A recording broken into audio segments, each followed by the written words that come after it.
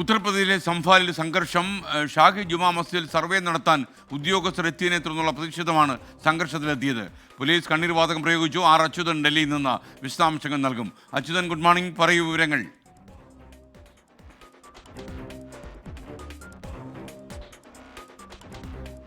നിലവിൽ ഇപ്പോൾ സംഭാലിൽ ഒരു സംഘർഷാവസ്ഥയാണ് ഉള്ളത്. ഇതിന്റെ പശ്ചാത്തലം എന്നുള്ളത് അവിടുത്തെ ജുമാ മസ്ജിദിൽ അത് ക്ഷേത്രമാണെന്ന് ആരോപിച്ച് ഒരു മുതിർന്ന അഭിഭാഷകൻ അവിടുത്തെ കോടതിയിൽ ഒരു ഹർജി നൽകിയിരുന്നു. അതിന്റെ അടിസ്ഥാനത്തിൽ ഈ മസ്ജിദിൽ സർവേ നടത്താൻ കോടതി നിർദ്ദേശിക്കുകയും അങ്ങനെ കഴിഞ്ഞ ഈ മാസം 19-ന് ഒരു സംഘം ഉദ്യോഗസ്ഥരെത്തി സർവേ നടത്തിയിരുന്നു. അതിനുശേഷം തുടർ നടപടി എന്ന പോലെ ഇന്ന് വീണ്ടും ഈ ഉദ്യോഗസ്ഥ സംഘം എത്തിയപ്പോഴാണ് അവർക്ക് നേരെ ഈ ഒരു കല്ലേറ് ഉണ്ടായത്.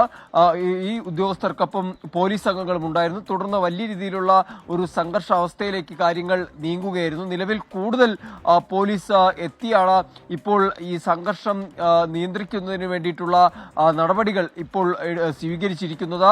പ്രതിഷേധക്കാർക്ക് നേരെ കണ്ണീർ വാതകം പ്രയോഗിച്ചിരിക്കുകയാണ്. ഒപ്പം തന്നെ ഈ പ്രതിഷേധത്തിൽ നിന്ന് പിന്മാറണം എന്നുള്ള ഒരു അഭ്യർത്ഥന കൂടി പോലീസിന്റെ ഭാഗത്ത് നിന്ന് നടത്തുന്നുണ്ട്.